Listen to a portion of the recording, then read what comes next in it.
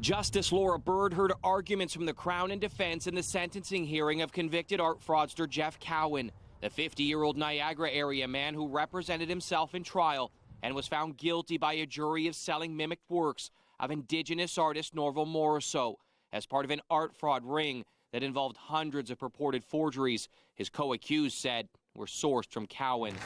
Without the assistance of a lawyer and choosing not to testify during his 2-month trial, Cowan has now hired Toronto appeal lawyers Nathan Gorham and Breana Vandebeek, who made arguments on what the court should consider before sentencing Cowan, who along with Jim White and David Paul Bremner was the third man convicted in Barrie last year of fraud charges involving forged Morrisseau works.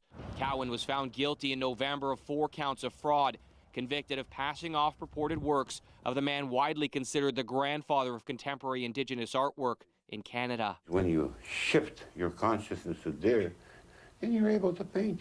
Unanimously, all 12 jurors decided the Crown proved beyond a reasonable doubt Cowan was guilty of uttering forged documents, defrauding the public, and 2 customers out of property valued at more than $5,000, with Cowan being the source of works that flooded the market.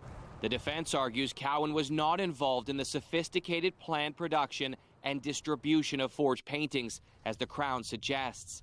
Cowan telling the court during trial he acquired many of his pieces from his late uncle.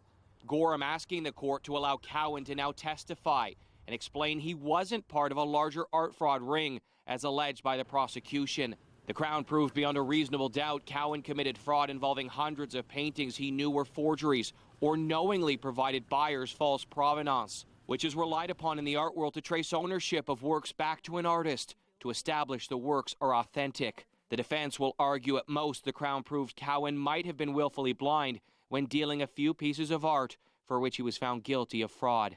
Cowan's sentencing hearing is scheduled to continue next week. Mike Arsleedy, CTV News, Barrie.